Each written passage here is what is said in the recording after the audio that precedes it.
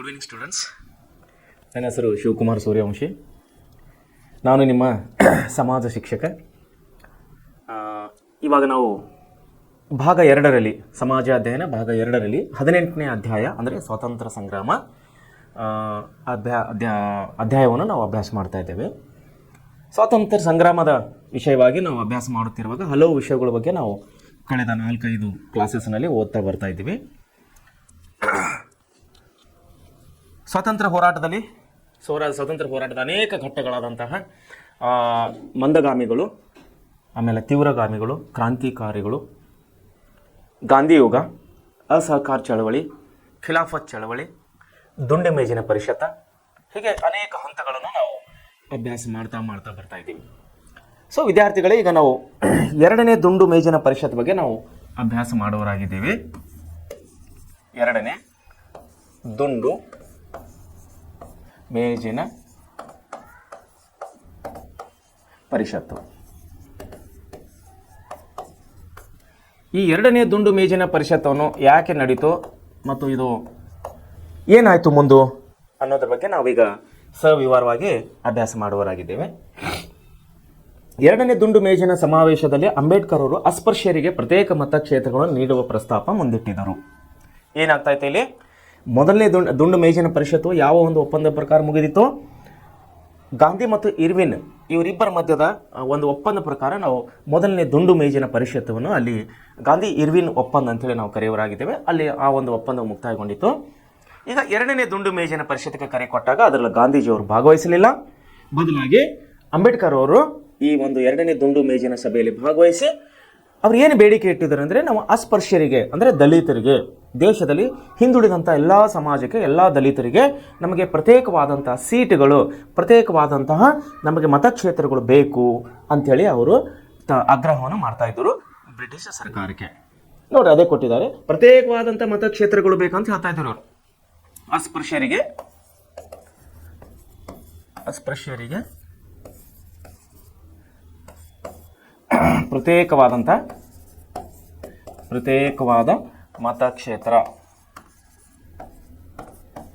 ಪ್ರತ್ಯೇಕವಾದ ಮತಕ್ಷೇತ್ರವನ್ನು ಇವರು ಕೇಳ್ತಾ ಇದ್ದಾರೆ. ಇಲ್ಲಿ ಯಾರು? ಗಾಂಧೀಜಿಯವರು. ಅಸ್ಪೃಶ್ಯರಿಗೆ ಪ್ರತ್ಯೇಕವಾದಂಥ ಮತಕ್ಷೇತ್ರಗಳು ನೀಡುವ ಪ್ರಸ್ತಾಪವನ್ನು ಇಲ್ಲಿ ಮುಂದಿಟ್ಟಿದ್ದಾರೆ. ಈ ಪ್ರಸ್ತಾಪವನ್ನು ಗಾಂಧೀಜಿಯವರು ಒಪ್ಪಲಿಲ್ಲ. ನೋಡ್ರಿ, ನಮ್ಮ ಮಧ್ಯದಲ್ಲಿ ಯಾವ ರೀತಿಯ ಒಂದು ಭಿನ್ನಾಭಿಪ್ರಾಯ ನಡೀತಾ ಇದೆ ಅಂದರೆ, ನಮ್ಮ ಸಮಾಜದ ಬಗ್ಗೆ ನಾವು ಹೋರಾಡ್ತಾ ಬರ್ತಾ ಇದ್ದೀವಿ. ಉದಾಹರಣೆಗಾಗಿ ಗಾಂಧೀಜಿಯವರು ದೀನ ದಲಿತರಿಗಾಗಿ ಹೋರಾಡ್ತಾ ಇದ್ದಾರೆ, ಗಾಂಧೀಜಿಯವರು ದೇಶಕ್ಕಾಗಿ ಹೋರಾಡ್ತಾ ಇದ್ದಾರೆ, ಮೊಹಮ್ಮದ್ ಅಲಿ ಜಿನ್ನಾ ಅವರು ಮುಸ್ಲಿಮರಿಗೆ ನಮಗೆ ಪ್ರತ್ಯೇಕತೆ ಬೇಕಂತ ಅವ್ರು ಹೋರಾಡ್ತಾ ಇದ್ದಾರೆ. ಸೊ ಈ ಒಂದು ಮಧ್ಯದಲ್ಲಿ ಏನಾಗ್ತದೆ, ಅವರ ಸಲಹೆಗಳನ್ನು ಗಾಂಧೀಜಿಯವರು ಸ್ವೀಕಾರ ಮಾಡ್ತಾ ಇಲ್ಲ, ಇನ್ನೊಬ್ಬರ ಸಲಹೆಗಳನ್ನು ಗಾಂಧೀಜಿಯವರು ಒಪ್ಪಿಕೊಳ್ತಾ ಇಲ್ಲ. ಉದಾಹರಣೆಗೆ ಇಲ್ಲಿ ನೋಡಿ, 2ನೇ ದುಂಡು ಮೇಜಿನ ಸಭೆಯಲ್ಲಿ ಏನು ನಡೀತಾ ಇದೆ? ಅಸ್ಪೃಶ್ಯರಿಗೆ ಅಥವಾ ದೀನ ದಲಿತರಿಗೆ ನಮ್ಗೆ ಪ್ರತ್ಯೇಕವಾದಂಥ ಮತಕ್ಷೇತ್ರಗಳು ಬೇಕು ಅಂಥೇಳಿ ಡಾಕ್ಟರ್ ಅಂಬೇಡ್ಕರ್ ಅವರು ಹೇಳ್ತಾ ಇದ್ದಾರೆ. ಇವರ ಮಾತಿಗೆ ಗಾಂಧೀಜಿಯವರು ಒಪ್ಪುತ್ತಾ ಇಲ್ಲ. ನೋಡಿ, ಇದರಿಂದ ಗಾಂಧೀಜಿ ಮತ್ತು ಅಂಬೇಡ್ಕರ್ ಅವರ ನಡುವೆ ತಾತ್ವಿಕ ಭಿನ್ನಾಭಿಪ್ರಾಯ ಉಂಟಾಯಿತು. ಇಲ್ಲಿ ಏನಾಯ್ತು? ಸ್ವಾತಂತ್ರ್ಯ ಹೋರಾಟದಲ್ಲಿ ಯಾರ್ಯಾರ ಮಧ್ಯೆ ಇಲ್ಲಿ ಭಿನ್ನಾಭಿಪ್ರಾಯ ಬರ್ತಾ ಇದೆ? ಗಾಂಧೀಜಿಯವರು ಮತ್ತು ಅಂಬೇಡ್ಕರ್ ಅವರ ಬಗ್ಗೆ ಭಿನ್ನಾಭಿಪ್ರಾಯ ಬರ್ತಾ ಇದೆ. ಕಾರಣ, ಸಪರೇಟ್ ಆದಂಥ ಮತಕ್ಷೇತ್ರ, ಪ್ರತ್ಯೇಕವಾದಂಥ ದಲಿತರಿಗೆ ಪ್ರತ್ಯೇಕವಾದಂಥ ಮತಕ್ಷೇತ್ರದ ವಿಷಯವಾಗಿ ಗಾಂಧೀಜಿಯವರಿಗೆ ಮತ್ತು ಅಂಬೇಡ್ಕರ್ ಅವರಿಗೆ ಸ್ವಾತಂತ್ರ್ಯ ಹೋರಾಟದ ಸಂದರ್ಭದಲ್ಲಿ ಇವರಿಗೆ ಭಿನ್ನಾಭಿಪ್ರಾಯಗಳು ಮೂಡ್ತಾ ಇದೆ. ಹೀಗೆ 2ನೇ ದುಂಡು ಮೇಜಿನ ಪರಿಷತ್ತು ಸಮಾವೇಶ ಕೂಡ ಯಾವುದೇ ತೀರ್ಮಾನವಿಲ್ಲದೆ ಮುಕ್ತಾಯಗೊಂಡಿತ್ತು. ನೋಡಿ, ಈ ಸಮಾವೇಶದಲ್ಲಿ ಕೂಡ ಯಾವುದೇ ತೀರ್ಮಾನ ತಗೊಳ್ಳೋಕ್ಕಾಗಿಲ್ಲ. ಯಾಕಂದರೆ ಇವರ ಬೇಡಿಕೆಗಳಿಗೆ ಅವರು ಒಪ್ತಾ ಇಲ್ಲ, ಅವರ ಬೇಡಿಕೆಗಳಿಗೆ ಇವರು ಒಪ್ತಾ ಇಲ್ಲ. ಬಟ್ ಬ್ರಿಟಿಷರು ಏನು ಮಾಡ್ತಾ ಇದ್ದಾರೆ? ಇಲ್ಲಿ ಡಿವೈಡೆಡ್ ಆ್ಯಂಡ್ ರೂಲ್, ಒಡೆದು ಆಳುವ ನೀತಿ ಅನ್ನೋದು ಇನ್ನೂ ಕೂಡ ಪ್ರಯತ್ನ ಮಾಡ್ತಾ ಇದ್ದಾರೆ. ಇನ್ನೂ ದೇಶವನ್ನು ಹೀಗೆ ನೂಕೋತ ಹೋಗ್ಬೇಕಂತೇಳಿ ಇನ್ನೂ ಪ್ರಯತ್ನ ಮಾಡ್ತಾ ಇದ್ದಾರೆ. ಅದು ನಮ್ಮ ವಿವಿಧ ಧರ್ಮಗಳು, ವಿವಿಧ ಮತಕ್ಷೇತ್ರಗಳು, ವಿವಿಧ ಜಾತಿ ಪಂಗಡಗಳು ಸೇರಿದಂಥ ನಮ್ಮ ಭಾರತ ದೇಶದಲ್ಲಿ, ವಿವಿಧತೆಯಲ್ಲಿ ಏಕತೆ ಕೂಡಿದಂಥ ನಮ್ಮ ಭಾರತ ದೇಶದಲ್ಲಿ ಸ್ವಾತಂತ್ರ್ಯವನ್ನು ಕೊಡೋದು ಹೇಗಾದರೂ ಮಾಡಿ ಮುಂದೂಡಬೇಕು ಅನ್ನುವಂಥ ಒಂದು ಜಿಜ್ಞಾಸೆಯಿಂದ ಬ್ರಿಟಿಷರು ಏನು ಮಾಡ್ತಾ ಇದ್ದಾರೆ? ಏನೋ ಒಂದು ಅಡ್ಡಗೋಡೆ ಮೇಲೆ ಎಳೆದ ಹಾಗೆ ಏನೋ ಒಂದು ಅಸ್ತ್ರವನ್ನು ತಂದು ಇಡ್ತಾ ಇದ್ದಾರೆ ಸ್ವಾತಂತ್ರ್ಯ ಹೋರಾಟಗಾರನ ಮಧ್ಯದಲ್ಲಿ. ಸೇಮ್ ಅದೇ ಆಗ್ತದೆ. ಎರಡನೇ ದುಂಡು ಮೇಜಿನ ಪರಿಷತ್ನಲ್ಲಿ ಏನಾಗ್ತಾ ಇದೆ, ಗಾಂಧಿ ಮತ್ತು ಅಂಬೇಡ್ಕರ್ ಅವರ ಇವರಿಬ್ಬ ಮಧ್ಯದಲ್ಲಿ ಏಕ ಮನಸ್ಸು ಉಂಟಾಗ್ತಾ ಇಲ್ಲ, ಬದಲಾಗಿ ಭಿನ್ನ ಮತವನ್ನು ಉಂಟಾಗ್ತಿದೆ. ಕಾರಣ ದಲಿತರಿಗೆ, ಅಸ್ಪೃಶ್ಯರಿಗೆ ಪ್ರತ್ಯೇಕವಾದಂಥ ಮತಕ್ಷೇತ್ರವನ್ನು ಡಾಕ್ಟರ್ ಬಾಬಾ ಸಾಹೇಬ್ ಅಂಬೇಡ್ಕರ್ ಅವರಲ್ಲಿ ಕೇಳ್ತಾ ಇದ್ದಾರೆ. ನೋಡಿ ಮುಂದೆ ಈ ಒಂದು ಭಿನ್ನಾಭಿಪ್ರಾಯದ ಮಧ್ಯವಾಗಿ ಎರಡನೇ ದುಂಡು ಮೇಜಿನ ಸಭೆ ಕೂಡ ಇಲ್ಲೇ ಮುಕ್ತಾಯ ಇದೆ. ಯಾವುದೇ ಫಲಿತಾಂಶವನ್ನು ಕಾಣಕ್ಕಾಗ್ತಾ ಇಲ್ಲ, ಯಾವುದೇ ರಿಸಲ್ಟನ್ನು ತಗೊಳಕ್ಕಾಗ್ತಾ ಇಲ್ಲ. ಬದಲಾಗಿ ಸಭೆ ಹಾಗೇನೆ ಯಾವುದೇ ಫಲಿತಾಂಶವಿಲ್ಲದೆ ಎರಡನೇ ದುಂಡು ಮೇಜಿನ ಸಭೆಯು ಇಲ್ಲೇ ಮುಕ್ತಾಯ ಆಗ್ತಾ ಇದೆ. ಮುಂದೆ ಆದರೆ ಬ್ರಿಟಿಷ್ ಸರ್ಕಾರವು ನೋಡ್ರಿ, ಆದರೆ ಬ್ರಿಟಿಷ್ ಸರ್ಕಾರವು ಅಸ್ಪೃಶ್ಯರನ್ನು ಪ್ರತ್ಯೇಕ ಮತಕ್ಷೇತ್ರನಾಗಿ ಪರಿಗಣಿಸುವುದಾಗಿ ಘೋಷಿಸಿತ್ತು. ಪಾಯಿಂಟ್ ನೋಡ್ರಿ, ಪಾಯಿಂಟ್ ಟು ಬಿ ನೋಟೆಡ್ ಅಂತಾರಲ್ಲ. ಗಾಂಧೀಜಿಯವರು ಅಂಬೇಡ್ಕರ್ ಅವರ ಮಾತಿಗೆ ಒಪ್ಪುತ್ತಾ ಇಲ್ಲ.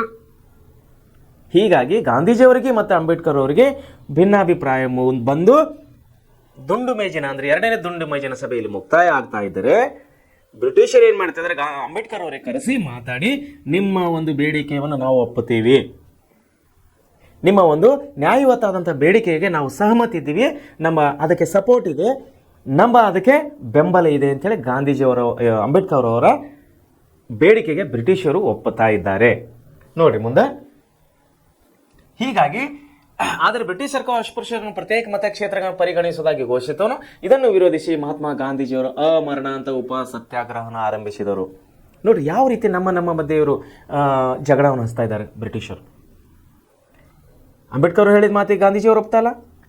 ಆದರೆ ಅಂಬೇಡ್ಕರ್ ಅವರ ಸಪರೇಟನ್ನು ಕರ್ಕೊಂಡು ಆಯ್ತಪ್ಪ ನಿಮ್ಮ ಬೇಡಿಕೆ ನ್ಯಾಯಯುತವಾಗಿ ಇದೆ, ನೀವು ದಲಿತರು ಮತ್ತು ಅಸ್ಪೃಶ್ಯರಿಗಾಗಿ ಅವರಿಗೆ ಮೀಸಲಾತಿ ಬೇಕು, ಅವರು ಸುಧಾರಣೆ ಆಗಬೇಕು, ಅವರಿಗೆ ನಾವು ಮತಕ್ಷೇತ್ರ ಸಪರೇಟ್ ಕೊಡ್ತೀವಿ ಅಂತ ಬ್ರಿಟಿಷ್ ಹೇಳ್ತಾ ಇದ್ದಾರೆ. ಅದಕ್ಕೆ ಗಾಂಧೀಜಿಯವರು ಒಪ್ತಾ ಇಲ್ಲ, ಬೇಡ,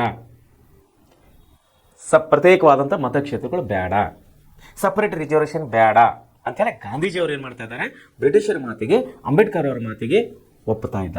ಬದಲಾಗಿ ಅಮರಣ ಅಂತ ಅಂದರೆ ವಿಥೌಟ್ ಊಟ ಇಲ್ಲದೇ ಅವರು ಅಮರಣ ಅಂತ ಉಪವಾಸ ಸತ್ಯಾಗ್ರಹ ಮಾಡೋಕ್ಕೆ ಪ್ರಾರಂಭ ಮಾಡಿದ್ದಾರೆ ಗಾಂಧೀಜಿಯವರು. ನೋಡಿ ಈ ಸಮಯದಲ್ಲಿ, ಯಾವ ಸಮಯದಲ್ಲಿ, ಎರಡನೇ ದುಂಡು ಮೇಜಿನ ಪರಿಷತ್ ಸಭೆಯ ಸಮಯದಲ್ಲಿ ಅಂಬೇಡ್ಕರ್ ಅವರ ಮನವೊಲಿಸುವ ಪ್ರಯತ್ನಗಳು ನಡೀತಾ ಇವೆ. ಡಾಕ್ಟರ್ ಬಾಬಾ ಸಾಹೇಬ್ ಅಂಬೇಡ್ಕರ್ ಅವರು ಮನವನ್ನು ಒಲಿಸುವಂಥ, ಅವರನ್ನು ಸಮಾಧಾನ ಪಡಿಸುವಂಥ, ಅವರನ್ನು ಒಪ್ಪಿಸುವಂಥ ಒಂದು ಕೆಲಸಗಳು, ಪ್ರಯತ್ನಗಳು ಇಲ್ಲಿ ನಡೀತಾ ಇವೆ. ಇದರ ಫಲವಾಗಿ ಪೂನಾ ಒಪ್ಪಂದವಾಯಿತು. ನೋಡಿ ಎಂಥ ಒಪ್ಪಂದ್ರಿ, ಪೂನಾ ಒಪ್ಪಂದ. ಪೂನಾ ಒಪ್ಪಂದ ಎಂತಹ ಒಪ್ಪಂದ ಆಗ್ತದೆ ಇಲ್ಲಿ? ಪೂನಾ ಒಪ್ಪಂದ ಅಂದ್ರೆ ಎಂತಹ ಒಪ್ಪಂದ ಆಗ್ತದೆ ಅಂದ್ರೆ ಇದರ ಪ್ರಕಾರ ಪೂನಾ ಒಂದು ಒಪ್ಪಂದ ಆಗ್ತಾ ಇದೆ. ಇದರ ಪ್ರಕಾರ ಪ್ರತ್ಯೇಕ ಮತಕ್ಷೇತ್ರದ ಬದಲಾಗಿ ಸಾಮಾನ್ಯ ಮತಕ್ಷೇತ್ರಗಳಲ್ಲಿಯೇ ಕೆಲವು ಕ್ಷೇತ್ರಗಳನ್ನು ಅಸ್ಪೃಶ್ಯರಿಗೆ ನೀಡಲಾಯಿತು. ನೋಡ್ರಿ, ಪ್ರತ್ಯೇಕ ಮತಕ್ಷೇತ್ರಗಳಲ್ಲದೆ ನಾವು ಪ್ರತ್ಯೇಕ ಮತಕ್ಷೇತ್ರ ಕೊಡೋದಿಲ್ಲಪ್ಪ, ಬದಲಾಗಿ ಸಾಮಾನ್ಯ ಮತಕ್ಷೇತ್ರಗಳೇನದಾವ, ಜನರಲ್ ಕಾನ್ಸ್ಟಿಟ್ಯೂಷನ್ ಅಂತೇಳಿ ನಾವು ಕರಿತೀವಿ, ಸಾಮಾನ್ಯ ಮತಕ್ಷೇತ್ರಗಳಂತೇಳಿ, ಅದರಲ್ಲೇ ಕೆಲವು ಮತಕ್ಷೇತ್ರಗಳು ನಾವು ದಲಿತರಿಗೆ ಅಥವಾ ಅಸ್ಪೃಶ್ಯರಿಗೆ ಬಿಟ್ಟು ಕೊಡ್ತೀವಿ ಅಂತೇಳಿ ಗಾಂಧೀಜಿಯವರು ಒಪ್ಪಿಸುವಂಥ ಪ್ರಯತ್ನ ಮಾಡ್ತಾ ಇದ್ದಾರೆ. ಅಂಬೇಡ್ಕರ್ ಅವರ ಮನವೊಲಿಸುವಂಥ ಪ್ರಯತ್ನ ಇಲ್ಲಿ ಮಾಡ್ತಾ ಇದ್ದಾರೆ. ಅಸ್ಪೃಶ್ಯರಿಗೆ ಪ್ರತ್ಯೇಕವಾದಂಥ ನಾವು ಮತಕ್ಷೇತ್ರಗಳು ಕೊಡೋದಿಲ್ಲ, ಬದಲಾಗಿ ಏನು ಜನರಲ್ ಕಾನ್ಸ್ಟಿಟ್ಯೂಷನ್ಸ್ ಅದಾವೆ ಅಂದರೆ ಸಾಮಾನ್ಯ ಮತಕ್ಷೇತ್ರಗಳೇನೋ ಅದರಲ್ಲೇ ಕೆಲವೊಂದು ಸೀಟುಗಳನ್ನು, ಕೆಲವೊಂದು ಮತಕ್ಷೇತ್ರಗಳನ್ನು ನಾವು ದಲಿತರಿಗೆ ಅಥವಾ ಅಸ್ಪೃಶ್ಯರಿಗೆ ಕೊಡ್ತೀವಿ ಅಂತೇಳಿ ಅಂಬೇಡ್ಕರ್ ಅವರ ಮನವೊಲಿಸುವಂಥ ಪ್ರಯತ್ನವನ್ನು ಇಲ್ಲಿ ನಡೀತಾ ಇದೆ. ಅಂತಹ ಕಡೆಗಳಲ್ಲಿ ನೋಡಿ ಕೆಲವು ಕ್ಷೇತ್ರಗಳನ್ನು ಬದಲಾಗಿ ಸಾಮಾನ್ಯ ಕ್ಷೇತ್ರಗಳಲ್ಲಿ ಕೆಲವು ಕ್ಷೇತ್ರಗಳು ಅಸ್ಪೃಶ್ಯರಿಗೆ ಮೀಸಲಿಡಲಾಯಿತು. ಅಂತಹ ಕ್ಷೇತ್ರಗಳ ಅಸ್ಪೃಶ್ಯರ ಪ್ರತಿನಿಧಿ ಎಲ್ಲಾ ಜನರ ಪ್ರತಿನಿಧಿ ಆಗುತ್ತಿದ್ದರು. ಅಂತಹ ಕಡೆಗಳಲ್ಲಿ ಅಸ್ಪೃಶ್ಯರ ಪ್ರತಿನಿಧಿ ಎಲ್ಲಾ ಜನರ ಪ್ರತಿನಿಧಿ ಆಗುತ್ತಿದ್ದರು. ಪ್ರತ್ಯೇಕ ಮತಕ್ಷೇತ್ರ ಬದಲಾಗಿ ಕೆಲವು ಕ್ಷೇತ್ರಗಳು ಅಸ್ಪೃಶ್ಯರಿಗಾಗಿ ಕಾದಿರಿಸಿಟ್ಟರು. ನೋಡಿ ಏನಾಗ್ತಾಯಿತ್ತು, ಯಾವ ಒಂದು ಒಪ್ಪಂದ ಐತಿ ಇಲ್ಲಿ? ಇದರ ಪ್ರಕಾರ, ಯಾವ ಪ್ರಕಾರ? ಸಾಮಾನ್ಯ ಮತಕ್ಷೇತ್ರಗಳಲ್ಲಿ ಕೆಲವೊಂದು ಕ್ಷೇತ್ರಗಳನ್ನು ಅಸ್ಪೃಶ್ಯರಿಗೆ ಮೀಸಲಾಡ್ತೀವಿ ಅಂತ ಗಾಂಧೀಜಿಯವರು ಹೇಳ್ತಾ ಇದ್ದಾರೆ. ಈ ಪ್ರಕಾರ ಏನಾಗ್ತಾ ಇದೆ, ಅಸ್ಪೃಶ್ಯರು ಅಂದ್ರೆ ದಲಿತರು ಯಾವನು ಮತಕ್ಷೇತ್ರದಲ್ಲಿ ನಿಂತು ಚುನಾವಣೆ ಗೆಲ್ಲುತ್ತಾರೋ ಆ ಮತಕ್ಷೇತ್ರದ ಎಲ್ಲಾ ಮತಪ್ರಭುಗಳಿಗೆ, ಎಲ್ಲಾ ಮತದಾರ ಪ್ರಭುಗಳಿಗೆ ನಾಯಕನಾಗಿರ್ತಾನೆ ಆ ಅಸ್ಪೃಶ್ಯ ನಾಯಕ, ಅಂದ್ರೆ ಗೆದ್ದವನು. ತಿಳಿತಾರ? ಅರ್ಥ ಆಗ್ತದೆ ನಿಮ್ಗೆ? ನೋಡ್ರಿ, ಒಂದು SC/ST ಕಾನ್ಸ್ಟಿಟ್ಯೂಷನ್ ಇದೆ, ಒಂದು ಮತಕ್ಷೇತ್ರ ಇದೆ ದಲಿತರಿಗಾಗಿ. ಅಲ್ಲಿ ಆ ಕ್ಯಾಂಡಿಡೇಟ್ಗೆ ಅಂದ್ರೆ ಅಸ್ಪೃಶ್ಯ ಅಥವಾ ದಲಿತರು ಯಾವ ಒಂದು ಅಭ್ಯರ್ಥಿ ವೋಟಿಂಗ್ ನಿಂತಿದ್ದಾನೋ, ಎಲೆಕ್ಷನ್ ನಿಂತಿದ್ದಾನೋ, ಅವನಿಗೆ ಅಸ್ಪೃಶ್ಯರು ಮತ್ತು ಅಸ್ಪೃಶ್ಯರು ಅಲ್ಲದವರು, ಸವರ್ಣೀಯವರು ಅಥವಾ ಅನ್ಯ ಜಾತಿಯವರು ಎಲ್ಲರೂ ಕೂಡಿ ಅವನನ್ನು ಚುನಾವಣೆಯಲ್ಲಿ ಗೆಲ್ಲಿಸಬೇಕು. ಬಹುಮತ ಪಡೆದಂಥ ವ್ಯಕ್ತಿಗೆ. ಆ ವ್ಯಕ್ತಿ ಅಂದರೆ ಚುನಾವಣೆಯಲ್ಲಿ ಗೆದ್ದಂಥ ವ್ಯಕ್ತಿ ಕೇವಲ ಅಸ್ಪೃಶ್ಯರಿಗೆ ಮಾತ್ರ ನಾಯಕ ಅಲ್ಲ, ಆ ಇಡೀ ಮತಕ್ಷೇತ್ರಕ್ಕೆ ನಾಯಕ, ಆ ಇಡೀ ಮತಕ್ಷೇತ್ರದ ಕೆಲಸಗಾರನು ಅಥವಾ ಸೇವಕನು ಅಂತೇಳಿ ಪರಿಗಣನೆಗೆ ಆಗ್ತಾನೆ ಅಂಥೇಳಿ ಇಲ್ಲಿ ನಿರ್ಣಯನ ತಗೋತಾ ಇದ್ದಾರೆ. ಪ್ರತ್ಯೇಕ ಮತಕ್ಷೇತ್ರಕ್ಕೆ ಬದಲಾಗಿ ಕೆಲವು ಕ್ಷೇತ್ರಗಳು ಅಸ್ಪೃಶ್ಯರಿಗಾಗಿ ಕಾದಿಟ್ಟವು. ನೋಡಿ, ಅಂದರೆ ಪ್ರತ್ಯೇಕವಾದಂಥ ನಾವು ಮತಕ್ಷೇತ್ರ ಕೊಡೋದಿಲ್ಲ.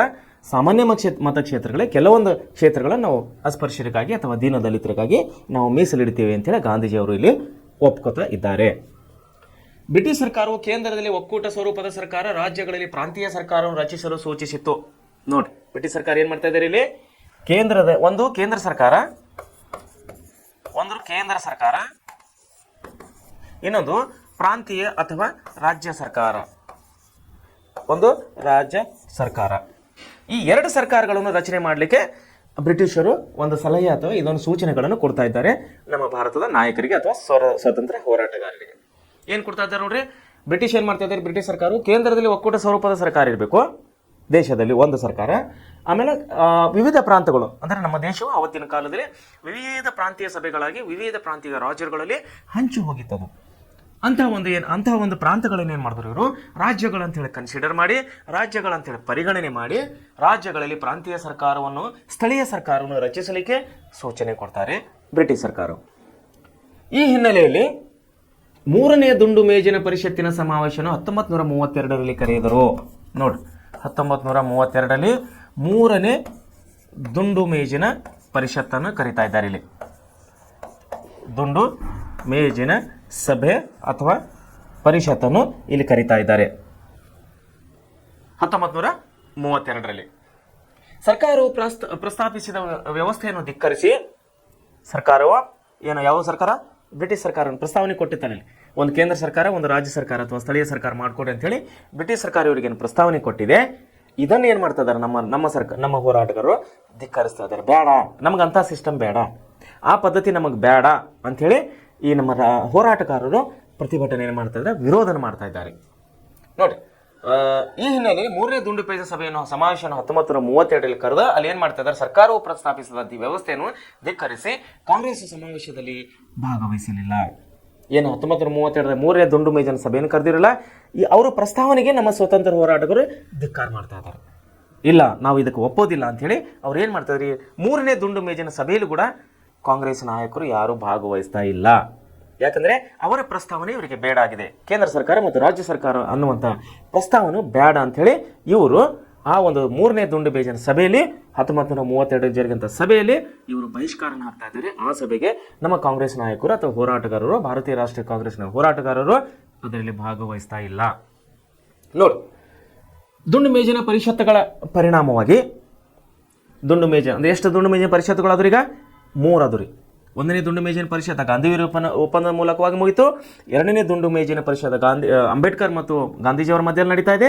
ಮೂರನೇ ದುಂಡು ಮೇಜಿನ ಪರಿಷತ್ ಬ್ರಿಟಿಷ್ ಸರ್ಕಾರ ಮತ್ತು ಭಾರತೀಯ ರಾಷ್ಟ್ರೀಯ ಕಾಂಗ್ರೆಸ್ನ ಮಧ್ಯದಲ್ಲಿ ನಡೀತಾ ಇದೆ ಸರ್ಕಾರ ರಚನೆ ವಿಷಯವಾಗಿ. ನೋಡಿ, ದುಂಡು ಮೇಜಿನ ಪರಿಷತ್ಗಳ ಪರಿಣಾಮವಾಗಿ ಬ್ರಿಟಿಷ್ ಸರ್ಕಾರವು 1935ರ ಭಾರತ ಸರ್ಕಾರ ಶಾಸನವನ್ನು ಜಾರಿಗೊಳಿಸಿತು. ಏನು ಮಾಡ್ತಾ ಇದ್ದಾರೆ ಬ್ರಿಟಿಷ್ ಸರ್ಕಾರ? ಮೂರನೇ ದುಂಡು ಮೇಜಿನ ಪರಿಷತ್ನ ಪರಿಣಾಮವಾಗಿ ಇವ್ರೇನು ಮಾಡ್ತಾ ಇದ್ದಾರೆ? ಬ್ರಿಟಿಷ್ನಲ್ಲಿ ಅಂದರೆ ಇಂಗ್ಲೆಂಡ್ ದೇಶದಲ್ಲಿ ಅಲ್ಲಿ ನಡೆಯುವಂಥ ಪಾರ್ಲಿಮೆಂಟ್, ಬ್ರಿಟಿಷ್ ದೇಶದ ಪಾರ್ಲಿಮೆಂಟ್ನಲ್ಲಿ ಒಂದು ಕಾಯ್ದೆಯನ್ನು ರೂಪಣೆ ಮಾಡ್ತಾ ಇದ್ದಾರೆ. 1935ರ ಭಾರತ ಸರ್ಕಾರ ಶಾಸನ ಅಂತೇಳಿ 1935ರ ಭಾರತ ಶಾಸನ ಸರ್ಕಾರ ಅಂಥೇಳಿ ಇಲ್ಲೊಂದು ಜಾರಿ ಮಾಡ್ತಾ ಇದ್ದಾರೆ 1935ರಲ್ಲಿ. 1935ರ ಭಾರತ ಸರ್ಕಾರ ಶಾಸನವನ್ನು ಜಾರಿಗೊಳಿಸಿ ಈ ಶಾಸನವು ಭಾರತ ಒಕ್ಕೂಟ ರಚನೆ ಮತ್ತು ಪ್ರಾಂತೀಯ ಸ್ವಾಯತ್ತತೆಯನ್ನು ಅವಕಾಶಗಳನ್ನು ಕಲ್ಪಿಸಿತು. ಭಾರತೀಯರಿಗೆ ರಾಜಕೀಯ ಹಕ್ಕುಗಳು ದೊರೆತವು. ಇದರಿಂದಾಗಿ ಕಾಂಗ್ರೆಸ್ ಮತ್ತು ಮುಸ್ಲಿಂ ಲೀಗ್ ಚುನಾವಣೆಗಳಲ್ಲಿ ಸ್ಪರ್ಧಿಸಿದವು. ಕಾಂಗ್ರೆಸ್ ಬಹುಮತ ಪಡೆದು ಒಕ್ಕೂಟ ಸರ್ಕಾರವನ್ನು ರಚಿಸಿತು. ಈ ವೇಳೆಗೆ ಎರಡನೇ ಮಹಾಯುದ್ಧ ಆರಂಭಗೊಂಡಾಗ ಯುರೋಪಿನ ರಾಜಕೀಯ ವಿದ್ಯಮಾನಗಳ ಭಾಗವಾಗಿ ಭಾರತದ ವೈಸ್ರಾಯ್ ಏಕಪಕ್ಷೀಯವಾಗಿ ಭಾರತದ ಪರವಾಗಿ ಜರ್ಮನಿಯ ವಿರುದ್ಧ ಯುದ್ಧ ಘೋಷಿಸಿದರು. ಇದನ್ನು ಕಾಂಗ್ರೆಸ್ ಪ್ರತಿಭಟಿಸಿ ಮಂತ್ರಿಮಂಡಲದಿಂದ ಹೊರಮನ ಬಂದಿತ್ತು. ವೈಸ್ರಾಯನ ತೀರ್ಮಾನವನ್ನು ವಿರೋಧಿಸಿ ಗಾಂಧೀಜಿಯವರು ವೈಯಕ್ತಿಕ ಸತ್ಯಾಗ್ರಹವನ್ನು ಸಾರಿದರು. ಆಗ ಭಾರತೀಯರನ್ನು ತೃಪ್ತಿಪಡಿಸಲು ಸ್ಟಾಫರ್ಡ್ ಕ್ರಿಪ್ಸ್ ಅವರನ್ನು ಸಂಧಾನಕ್ಕಾಗಿ ಕಳಿಸಲಾಯಿತು. ನೋಡ್ರಿ ಯಾವ್ಯಾವ ರೀತಿ ಇಲ್ಲಿ ಒಂದು ಹಂತಗಳ ಹೋರಾಟದ ಹಂತಗಳು ನಡೀತಾವೆ. ಏನಾಯ್ತು ಇಲ್ಲಿ 3ನೇ ದಂಡ ಮೇಜಿನ ಪರಿಷತ್ನ ಪರಿಣಾಮವಾಗಿ ಬ್ರಿಟಿಷ್ ಸರ್ಕಾರವು ಏನು ಮಾಡ್ತಾ ಇದೆ, 1935 ಭಾರತ ಸರ್ಕಾರವನ್ನು ಇಲ್ಲಿ ಶಾಸನವನ್ನು ಜಾರಿಗೊಳಿಸ್ತಾ ಇದೆ. ಅಲ್ಲಿ ಏನಾಯಿತು, ಆ ಶಾಸನದ ಮೂಲಕವಾಗಿ ಈ ಒಕ್ಕೂಟ ವ್ಯವಸ್ಥೆಯಲ್ಲಿ ಮತ್ತು ಪ್ರಾಂತೀಯ ಸ್ವಾಯತ್ತ ಅವಕಾಶಗಳನ್ನು ಇಲ್ಲಿ ನಮ್ಮ ಭಾರತೀಯರಿಗೆ ರಾಜಕೀಯ ಪ್ರಾತಿನಿಧ್ಯಗಳನ್ನು ಕೊಡುವಂಥ ವ್ಯವಸ್ಥೆಯನ್ನು 1935 ಭಾರತ ಸರ್ಕಾರ ಶಾಸನ ಸಭೆಯಲ್ಲಿ ಇಲ್ಲಿ ಮಾಡ್ತಾ ಇದ್ದಾರೆ. ಇಲ್ಲೇನಾಗ ಭಾರತೀಯರಿಗೆ ರಾಜಕೀಯ ಹಕ್ಕುಗಳನ್ನು ಕೊಡ್ತಾ ಇದ್ದಾರೆ. ಇಲ್ಲಿ ರಾಜಕೀಯ ಹಕ್ಕು ಅಂದ್ರೆ ಯಾವ್ರಿ, ಎಲೆಕ್ಷನ್ ನಿಂದಿರೋದು ಅಂದ್ರೆ ಎಲೆಕ್ಷನಲ್ಲಿ ನಿಲ್ಲುವುದು ಮತ್ತು ಎಲೆಕ್ಷನ್ ನಿಂತವ್ರಿ ಓಟ್ ಹಾಕೋದು. ಇವೆರಡು ಹಕ್ಕುಗಳು ನಾವು ರಾಜಕೀಯ ಹಕ್ಕು ಅಂತೇಳಿ ಕರೆಯೋರಾಗಿದ್ದೇವೆ. ಒಂದು ಏನ್ರಿ, ಚುನಾವಣೆಯಲ್ಲಿ ನಿಲ್ಲುವುದು ಮತ್ತು ಚುನಾವಣೆಯಲ್ಲಿ ನಿಂತವರಿಗೆ ನಾವು ಮತವನ್ನು ಚಲಾಯಿಸೋದು. ಇವೆರಡು ರಾಜಕೀಯ ಹಕ್ಕು ಅಂತೇಳಿ ನಾವು ಕರಿತೀವಿ. ಸೊ ಈ ಹಕ್ಕುಗಳೇನಾಗ್ತದೆ ನಮ್ಮ ಭಾರತೀಯರಿಗೆ ಅಥವಾ ನಮ್ಮ ಹೋರಾಟಗಾರರಿಗೆ, ಎಲ್ಲ ಜನಸಾಮಾನ್ಯರಿಗೆ ಬ್ರಿಟಿಷ್ ಸರ್ಕಾರದಿಂದ 1935 ಭಾರತ ಸರ್ಕಾರ ಶಾಸನದ ಮೂಲಕವಾಗಿ ಇಲ್ಲಿ ಕೊಡಲ್ಪಡ್ತಾ ಇದೆ. ಆ ಒಂದು ಕಾನೂನಿನ ಪ್ರಕಾರ ಭಾರತೀಯರಿಗೆ ಎಲ್ಲ ರಾಜಕೀಯ ಹಕ್ಕುಗಳನ್ನು ದೊರೆತವು. ಇದರಿಂದಾಗಿ ಕಾಂಗ್ರೆಸ್ ಮತ್ತು ಮುಸ್ಲಿಂ ಲೀಗ್ ಚುನಾವಣೆಯಲ್ಲಿ ಸ್ಪರ್ಧಿಸ್ತಾ ಇದ್ದೇವೆ. 1935 ಒಂದು ಶಾಸನದ ಪ್ರಕಾರ ಏನು ರಾಜಕೀಯ ಪ್ರತಿನಿಧಿ ಸಿಕ್ತು ನಮ್ಮ ಭಾರತೀಯರಿಗೆ. ಇಲ್ಲಿ ಏನಾಗ್ತಾ ಇದೆ, ಚುನಾವಣೆಯಲ್ಲಿ ನಿಲ್ಲಲಿಕ್ಕೆ ಅವಕಾಶ ಇತ್ತು. ಯಾರಿಗೆ? ನಮ್ಮ ಭಾರತೀಯರಿಗೆ. ಇದಕ್ಕಿಂತ ಮುಂಚೆ ಚುನಾವಣೆಯಲ್ಲಿ ಸ್ಪರ್ಧೆ ಮಾಡಲಿಕ್ಕೆ ನಮ್ಮ ಭಾರತೀಯರಿಗೆ ಅವಕಾಶ ಇದ್ದಿಲ್ಲ. ಓಟ್ ಹಾಕುವಂಥ ಅವಕಾಶ ಇತ್ತು, ಚುನಾವಣೆಯಲ್ಲಿ ನಿಲ್ಲಲಿಕ್ಕೆ ಅವಕಾಶ ಇದ್ದಿಲ್ಲ. ಸೊ ಹೀಗಾಗಿ 1930 ಕಾಯ್ದೆ ಪ್ರಕಾರ ಚುನಾವಣೆಯಲ್ಲಿ ನಿಲ್ಲುವಂತಹ ರಾಜಕೀಯ ಹಕ್ಕನ್ನು ನಮ್ಮ ಭಾರತೀಯರಲ್ಲಿ ಪಡೆದುಕೊಳ್ತಾ ಇದ್ದಾರೆ. ಆವಾಗ ಏನಾಗ್ತದೆ, ಭಾರತೀಯ ರಾಷ್ಟ್ರೀಯ ಕಾಂಗ್ರೆಸ್ನ ಕಾರ್ಯಕರ್ತರು ಮತ್ತು ಮುಸ್ಲಿಂ ಲೀಗ್ನ ಕಾರ್ಯಕರ್ತರು ಅವರು ಚುನಾವಣೆ ನಿಂತ್ಕೋತಾ ಇದ್ದಾರೆ. ಇವರು ಚುನಾವಣೆಯಲ್ಲಿ ಸ್ಪರ್ಧೆ ಮಾಡಲಿಕ್ಕೆ ನಿಂತ್ಕೋತಾ ಇದ್ದಾರೆ. ಆದರೆ ಫಲಿತಾಂಶ ಉತ್ತರ ಏನು ಬರ್ತಾ ಇದೆ, ಈ ಒಂದು ಚುನಾವಣೆಯಲ್ಲಿ ಭಾರತೀಯ ರಾಷ್ಟ್ರೀಯ ಕಾಂಗ್ರೆಸ್ಸು ಜಯಭೇರಿಯನ್ನು ಗಳಿಸ್ತಾ ಇದೆ. ಭಾರತೀಯ ರಾಷ್ಟ್ರೀಯ ಕಾಂಗ್ರೆಸ್ ಇಲ್ಲಿ ಜಯವನ್ನು ಗಳಿಸ್ತಾ ಇದೆ. ಮುಸ್ಲಿಂ ಲೀಗಲ್ಲಿ ಸೋಲನ್ನು ಅಂದರೆ ಅಲ್ಪ ಮತಕ್ಕೆ ಕುಸಿತಾ ಇದೆ ಭಾರತೀಯ ಮುಸ್ಲಿಂ ಲೀಗ್. ಆಮೇಲೆ ಇದೇ ಒಂದು ಮುಸ್ಲಿಂ ಲೀಗ್ ಚುನಾವಣೆಯಲ್ಲಿ ಸ್ಪರ್ಧಿಸು ಕಾಂಗ್ರೆಸ್ ಬಹುಮತ ಪಡೆದು ಒಕ್ಕೂಟ ಸರ್ಕಾರವನ್ನು ರಚಿಸಿತು. ಇದೇ ವೇಳೆಗೆ 2ನೇ ಮಹಾಯುದ್ಧ ಆರಂಭಗೊಂಡಾಗ ಏನಾಯ್ತ್ರಿ, ನಮ್ಮ ಸರ್ಕಾರ ನಮ್ಮ ದೇಶಕ್ಕೆ ಸ್ವಾತಂತ್ರ್ಯವನ್ನು ಕೊಡಬೇಕಂದ್ರೆ ಯಾವುದೋ ಒಂದು ಮಧ್ಯದಲ್ಲಿ ಅಡ್ಡ ಬರ್ತಾ ಇತ್ತು. 1857ರಿಂದ ನಾವು 1935 ಬಂದಿದ್ದೇವೆ. ಸ್ವಾತಂತ್ರ್ಯವನ್ನು ತಗೋಬೇಕಂದ್ರೆ ಏನೋ ಒಂದು ಅಡ್ಡ ಬರ್ತಾ ಇದೆ, ಸ್ವಾತಂತ್ರ್ಯ ತಗೋಬೇಕಂದ್ರೆ ಏನೋ ಒಂದು ವಿಷಯವನ್ನು ಅಡ್ಡ ಬರ್ತಾ ಇದೆ. ಸೊ ಇಲ್ಲಿ ಕೂಡ ಅದೇ ಆಗಿದೆ. ಇಲ್ಲಿ ಚುನಾವಣೆ ನಡೆದಿದೆ, ಭಾರತೀಯ ರಾಷ್ಟ್ರೀಯ ಕಾಂಗ್ರೆಸ್ಗೆ ಬಹುಮತ ಬಂದಿದೆ, ಸರ್ಕಾರ ರಚನೆ ಮಾಡಿದೆ, ಆದರೆ ಅಧಿಕಾರ ಸಿಗ್ತಾ ಇಲ್ಲ. ಯಾಕೆ? ಅದೇ ಸಮಯದಲ್ಲಿ ಯುರೋಪಿಯನ್ನಲ್ಲಿ ಅಂದರೆ ಜರ್ಮನಿ ವಿರುದ್ಧವಾಗಿ 2ನೇ ಮಹಾಯುದ್ಧವನ್ನು ಪ್ರಾರಂಭವಾಗಿದೆ. ಎಲ್ಲಿ? ಯುರೋಪಿಯನ್ನಲ್ಲಿ. ಅದಕ್ಕೆ ಉತ್ತರವಾಗಿ ಅಂದರೆ ನಮ್ಮ ದೇಶವು ಆವಾಗ ಬ್ರಿಟಿಷರ ಆಡಳಿತ ಆಗಿದ್ದರಿಂದ ಅಲ್ಲಿ ಬ್ರಿಟಿಷರಿಗೆ ಮತ್ತು ಜರ್ಮನಿಯವರಿಗೆ 2ನೇ ಮಹಾಯುದ್ಧ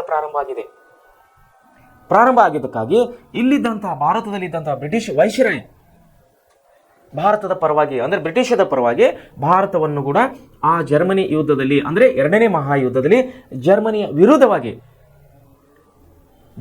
ವಿರುದ್ಧವಾಗಿ ಹೋರಾಡಲಿಕ್ಕೆ ಭಾರತದ ಪರವಾಗಿ ಯುದ್ಧವನ್ನು ಘೋಷಿಸ್ತಾ ಇದ್ದಾನೆ ಆವತ್ತಿನ ನಮ್ಮ ವೈಸ್ರಾಯ್. ಸೊ ಏಕಪಕ್ಷೀಯವಾಗಿ ಭಾರತದ ಪರವಾಗಿ ಜರ್ಮನಿ ವಿರುದ್ಧ ಯುದ್ಧವನ್ನು ಘೋಷಿಸ್ತಾ ಇದ್ದಾರೆ. ಅಂದರೆ ಏಕಪಕ್ಷೀಯ ಅಂದ್ರೆ ಏನ್ರಿ, ನಮ್ಮ ನಾಯಕರ ಸಲಹೆಗಳನ್ನು ತಗೊಂಡಿಲ್ಲ.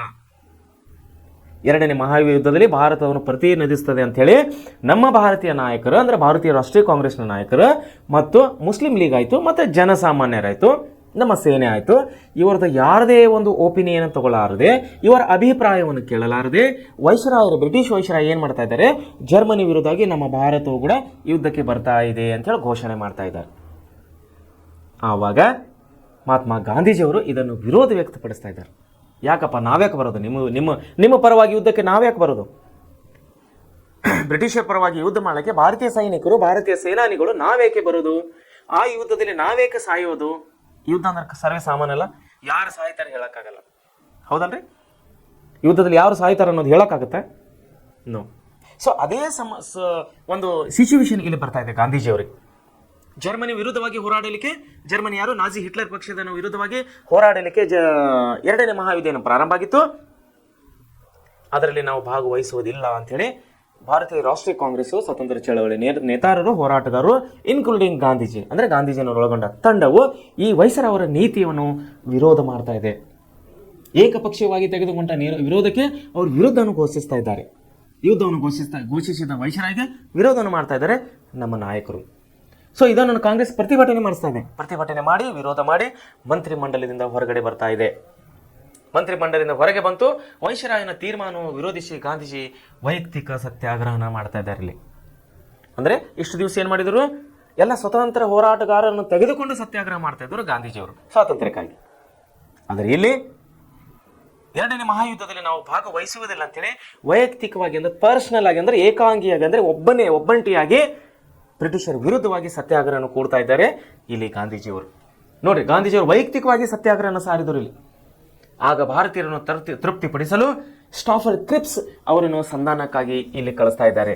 ಕ್ರಿಪ್ಸ್ ಅನ್ನಂತಹ ಒಂದು ಬ್ರಿಟಿಷ್ ಅಧಿಕಾರಿಯನ್ನು ಸಂಧಾನಕ್ಕಾಗಿ ಇಲ್ಲಿ ಕಳಿಸ್ತಾ ಇದ್ದಾರೆ. ಗಾಂಧೀಜಿಯವರಿಗೆ ಮತ್ತೆ ಬ್ರಿಟಿಷರ ಮಧ್ಯದಲ್ಲಿ, ವೈಸ್ರಾಯರ ಮಧ್ಯದಲ್ಲಿ ಸಂಧಾನ ಅಂದರೆ ಸಮझौता ಒಪ್ಪಂದವನ್ನು ಮಾಡಿಸಲಿಕ್ಕೆ ಕ್ರಿಪ್ಸ್ ಅನ್ನುವಂಥ ಅಧಿಕಾರಿಯನ್ನು ಇಲ್ಲಿ ಕಳಿಸ್ತಾ ಇದ್ದಾರೆ ಬ್ರಿಟಿಷ್ ಸರ್ಕಾರ. ನೋಡಿ ಇಲ್ಲಿಗೆ ಹೀಗಾಗಿ ಈ ಒಂದು ಸತ್ಯಾಗ್ರಹದ ಮೂಲಕವಾಗಿ ಅಲ್ಲಿ ಬಂದಂಥ ಕ್ರಿಪ್ಸ್ನ ಸಲಹೆ ಸೂಚನೆಗಳು ಮತ್ತು ಅವನ ಒಂದು ಅಭಿಪ್ರಾಯಗಳು ಏನಾಗ್ತಾ ಇದೆ ಅನ್ನೋದು ನಾವು ಮುಂದೆ ಕ್ಲಾಸ್ನಲ್ಲಿ ಓದುವ. ಈಗ ನಾವು ಕ್ವಿಟ್ ಇಂಡಿಯಾ ಚಳವಳಿ ಬಗ್ಗೆ ಅಭ್ಯಾಸ ಮಾಡುವರಾಗಿದ್ದೇವೆ. ಕ್ವಿಟ್ ಇಂಡಿಯಾ ಚಳವಳಿ ಭಾರತೀಯ ರಾಷ್ಟ್ರೀಯ ಕಾಂಗ್ರೆಸ್ಸು ಪ್ರಾರಂಭಿಸಿದಂಥ ಸ್ವತಂತ್ರ ಹೋರಾಟದ ಚಳವಳಿಯು ವಿಭಿನ್ನ ರೀತಿಯಲ್ಲಿ ವಿಭಿನ್ನ ಪ್ರದೇಶಗಳಲ್ಲಿ ಅನೇಕ ವಿಧವಾದಂಥ ಪ್ರತಿಭಟನೆಗಳ ಮೂಲಕವಾಗಿ ಸುಮಾರು 1857ರಿಂದ ಅಂದರೆ ಭಾರತೀಯ ರಾಷ್ಟ್ರೀಯ ಕಾಂಗ್ರೆಸ್ ಪ್ರಾರಂಭ ಆಗಿದ್ದು 1885. 1885ರಿಂದ 1935ರವರೆಗೆ ದೀರ್ಘವಾದಂತಹ ಹೋರಾಟವನ್ನು, ಸ್ವಾತಂತ್ರ್ಯ ಹೋರಾಟ ನಡೆಸ್ಕೊಂಡು ಬರ್ತಾ ಇದೆ ಭಾರತೀಯ ರಾಷ್ಟ್ರೀಯ ಕಾಂಗ್ರೆಸ್. ಇದರಲ್ಲಿ ಅನೇಕ ರೀತಿಯ ಚಳವಳಿಗಳು, ಅನೇಕ ರೀತಿಯ ಹೋರಾಟಗಳು, ಸತ್ಯಾಗ್ರಹಗಳನ್ನು ನಾವು ನೋಡ್ತಾ ಇದ್ದೀವಿ. ಅದೇ ರೀತಿಯಾದಂತಹ ಇನ್ನೊಂದು ಹೋರಾಟ ಬರ್ತಾ ಇದೆ, ಕ್ವಿಟ್ ಇಂಡಿಯಾ ಚಳವಳಿ ಅಂತೇಳಿ.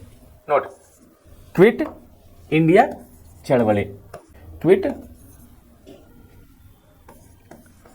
ಇಂಡಿಯಾ ಚಳವಳಿ ಇದು 1942ರಲ್ಲಿ ಒಂದು ನಡೀತಾ ಇದೆ. 1942ರಲ್ಲಿ ನೋಡಿ, ನಾವು ಈಗ ಹೇಳಿದ ಹಾಗೆ ಭಾರತ ದೇಶವು ಅನೇಕ ಚಳವಳಿಗಳು, ಅನೇಕ ಸತ್ಯಾಗ್ರಹಗಳು, ಸಹಸ್ರಾರು ಲಕ್ಷಗಟ್ಟಲೆ ಜನರು ತನ್ನ ಪ್ರಾಣವನ್ನು ಕೊಟ್ಟು ಪಡೆದಂತಹ ಈ ನಮ್ಮ ಸ್ವಾತಂತ್ರ್ಯ ಚಳವಳಿ, ನಮ್ಮ ಸ್ವಾತಂತ್ರ್ಯವು ಅನೇಕ ರೀತಿಯ ಚಳವಳಿಗಳು ನಾವು ಕಾಣ್ತಾ ಇದ್ದೇವೆ. ಅದರಲ್ಲಿ ಕ್ವಿಟ್ ಇಂಡಿಯಾ ಚಳವಳಿ ಕೂಡ ಒಂದಾಗಿದೆ. ಸೊ ಏನು ಹೇಳ್ತಾ ಇದೆ ಕ್ವಿಟ್ ಇಂಡಿಯಾ ಚಳವಳಿ ಬಗ್ಗೆ ನಾವು ಅಭ್ಯಾಸ ಮಾಡೋದಾದರೆ, ಯಾವ ರೀತಿಯಿಂದ ಕ್ವಿಟ್ ಇಂಡಿಯಾ ಚಳವಳಿ ನಡೀತು, ಅದ್ರ ಏನು ಪರಿಣಾಮ ಆಯಿತು ಅನ್ನೋದ್ರ ಬಗ್ಗೆ ನಾವೀಗ ಅಭ್ಯಾಸ ಮಾಡೋಣ. ಬ್ರಿಟಿಷ್ ಸರ್ಕಾರವು ಭಾರತೀಯ ನಾಯಕರೊಂದಿಗೆ ಸಂಧಾನಕ್ಕೆ ಕಳಿಸಿದ ಸ್ಟಾಫರ್ಡ್ ಕ್ರಿಪ್ಸ್ ಆಯೋಗ, ನೋಡ್ರಿ ನಿಮ್ಗೆ ಹೇಳಿದ್ದೇನಲ್ಲ ಈಗ, ಕ್ರಿಪ್ಸ್ ಆಯೋಗ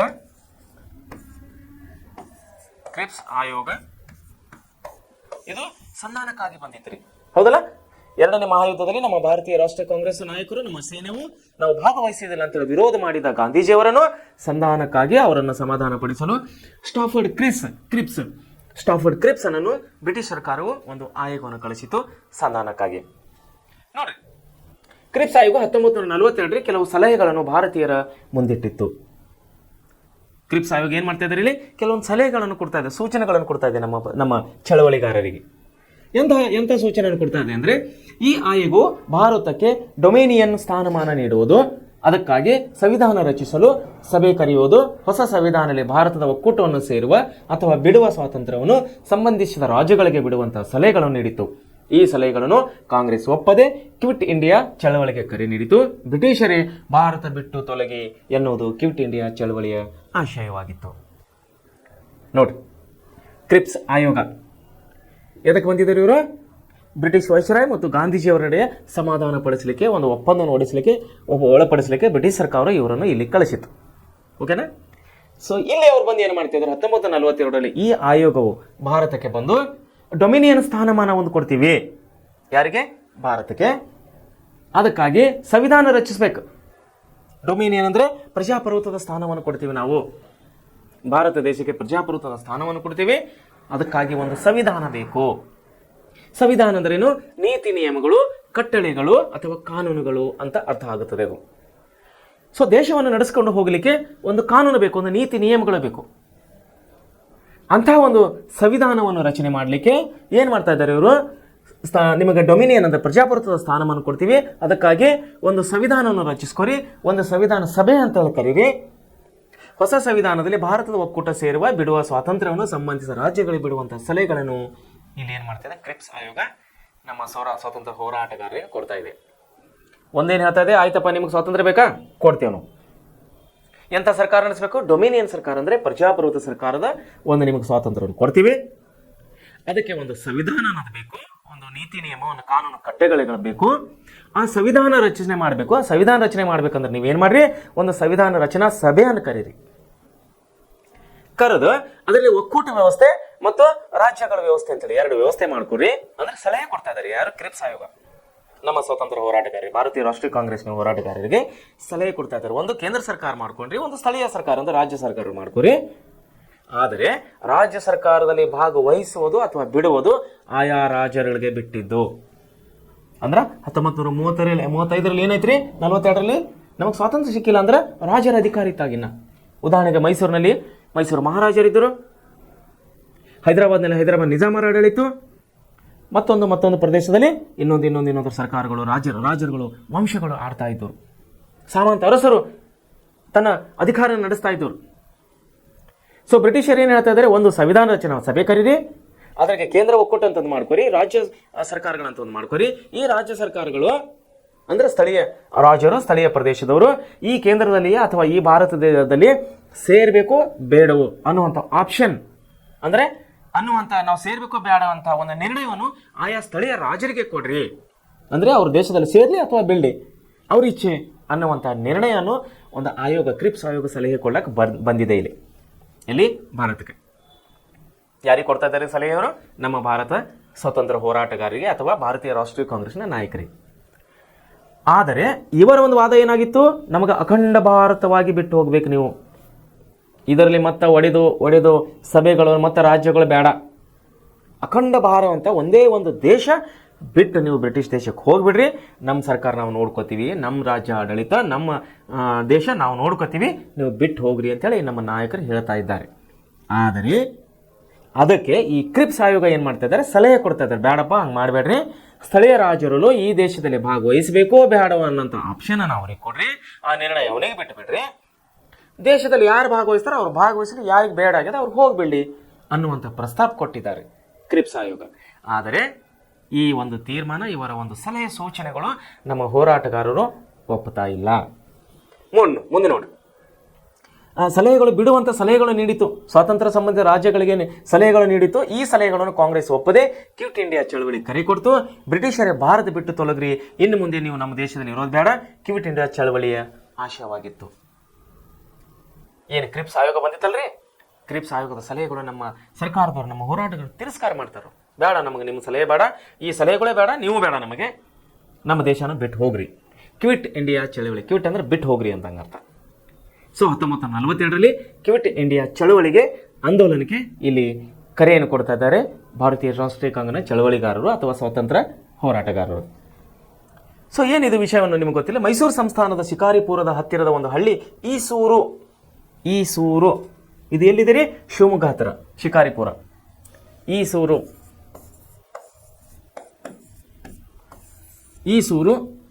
ಇದು ಎಲ್ಲಿದೆ ಅಂದರೆ ಶಿಕಾರಿಪುರ ಹತ್ರ ಇದೆ, ನಮ್ಮ ಶಿವಮೊಗ್ಗ ಜಿಲ್ಲೆ ಶಿಕಾರಿಪುರ ಹತ್ರ. ಏನಾದರೆ ಸ್ವತಂತ್ರ ಸಂಸ್ಥಾನ ಮೈಸೂರು ಸಂಸ್ಥಾನದಾಗ ಅದು ಇತ್ತವಾಗ. ಯಾವುದು? ಶಿಕಾರಿಪುರ ಅನ್ನೋದು ಮೈಸೂರು ಸಂಸ್ಥಾನದಲ್ಲಿ ಸ್ಥಳೀಯ ಆಡಳಿತವಾಗಿ ಅಥವಾ ಪ್ರಾದೇಶಿಕ ಒಂದು ಪ್ರದೇಶವಾಗಿ ಅಲ್ಲಿ ಆಡಳಿತವನ್ನು ನಡೆಸ್ತಾ ಇದ್ದರು. ಏನಾಗಿತ್ತು ಅಂದರೆ ಶಿಕಾರಿಪುರದ ಹತ್ತಿರ ಒಂದು ಹಳ್ಳಿ ಇತ್ತು, ಆ ಹಳ್ಳಿ ಹೆಸರು ಈಸೂರು ಅಂತೇಳಿ.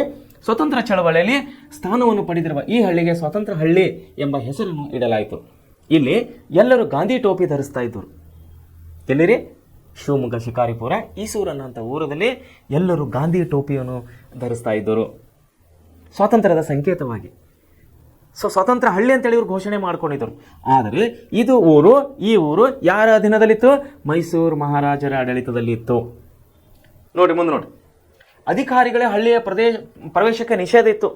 ಬ್ರಿಟಿಷ್ ಅಧಿಕಾರಿಗಳು ಮತ್ತು ಸ್ಥಳೀಯ ಅಧಿಕಾರಿಗಳು ಯಾರಾದರೂ ಆ ಹಳ್ಳಿಗೆ ಹೋಗ್ಬೇಕಂದ್ರೆ ಅವ್ರಿಗೆ ನಿಷೇಧನ ಮಾಡಿದರು. ನಮ್ಮ ಊರಿಗೆ ಬರಬೇಡ್ರಿ, ನೀವು ನಮ್ಮ ಹಳ್ಳಿಗೆ ನೀವು ಬರೋದು ಬೇಡ ಅಂಥೇಳಿ ಅವರಿಗೆ ನಿಷೇಧ ಮಾಡಿದರು ಆ ಹಳ್ಳಿಯ ಈಸೂರು ಹಳ್ಳಿಯ ಜನ. ಆದರೆ 1942ರಲ್ಲಿ ಭೇಟಿ ನೀಡಿದ ಅಧಿಕಾರಿಗಳಿಗೆ ಗಾಂಧಿ ಟೋಪಿ ಧರಿಸಲು ಹಳ್ಳಿಗರು ಒತ್ತಾಯಿಸಿದರು.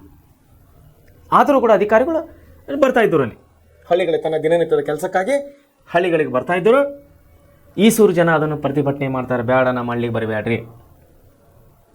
ಕೊನೆಯ ಹಂತವಾಗಿ ಹಳ್ಳಿಯ ಜನರು ಒಪ್ಕೋತಾರೆ, ಆಯ್ತು ನಮ್ಮ ಹಳ್ಳಿಗೆ ಬರ್ತೀರಾ ಬರ್ರಿ, ಆದರೆ ಗಾಂಧಿ ಟೋಪಿಯನ್ನು ನೀವು ಹಾಕ್ಕೊಂಡು ನಮ್ಮ ಊರಿಗೆ ಬರಬೇಕು.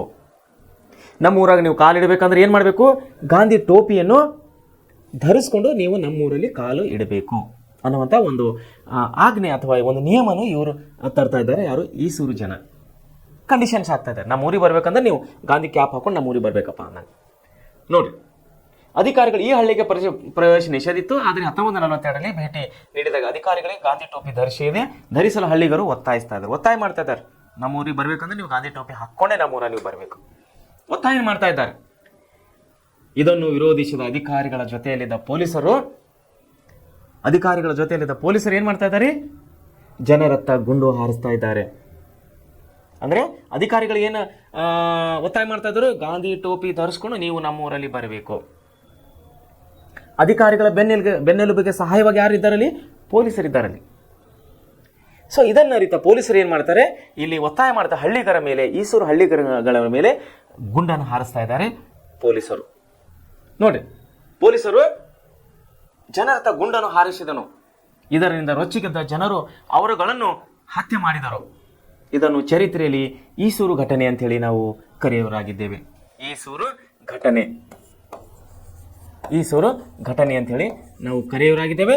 ಇದು ಎಲ್ಲಿದು? ನಮ್ಮ ಭಾರತ ದೇಶದ ಕರ್ನಾಟಕ ರಾಜ್ಯದ ಶಿವಮೊಗ್ಗ ಜಿಲ್ಲೆಯ ಶಿಕಾರಿಪುರ ತಾಲೂಕಿನ ಈಸೂರು ಅನ್ನುವಂಥ ಹಳ್ಳಿಯಲ್ಲಿ ನಡೆದಂಥ ಘಟನೆ 1942ರಲ್ಲಿ. ಮುಂದೆ ನೋಡಿ, ಮುಂದೇನಾಗ್ತದೆ? ಗಾಂಧೀಜಿಯವರು ದೇಶ ಬಾಂಧವರಿಗೆ ಮಾಡು ಇಲ್ಲವೇ ಮಡಿ ಎನ್ನುವ ಕರೆಯನ್ನು ಕೊಡ್ತಾ ಇದ್ದಾರೆ. ಮಾಡು ಇಲ್ಲವೇ ಮಡಿ, ಅದಕ್ಕೆ ಇಂಗ್ಲಿಷ್ದಾಗ ಏನಂತಾರೆ? Do or die. ನೋಡಿ, ಡೂ ಆರ್ ಡೈ ಅಂದರೆ ಮಾಡು ಇಲ್ಲವೇ ಮಡಿ ಅನ್ನುವಂಥ ಸಂದೇಶವನ್ನು ಗಾಂಧೀಜಿಯವರು ಏನು ಮಾಡ್ತಾ ಇದ್ದಾರೆ? ಇಲ್ಲಿ ಡೂ ಆರ್ ಡೈ, ಮಾಡು ಇಲ್ಲವೇ ಮಡಿ ಅನ್ನುವಂಥ ಸಂದೇಶವನ್ನು ಇಲ್ಲಿ ಗಾಂಧೀಜಿಯವರು ಎಲ್ಲ ಹೋರಾಟಗಾರರಿಗೆ ದೇಶವ್ಯಾಪ್ತಿಯನ್ನಾಗಿ ಗಾಂಧೀಜಿಯವರು ಕರೆ ಕೊಡ್ತಾ ಇದ್ದಾರೆ. ಮಾಡು ಇಲ್ಲವೇ ಮಡಿ ಎನ್ನುವ ಕರೆಯನ್ನು ನೀಡಿದರು.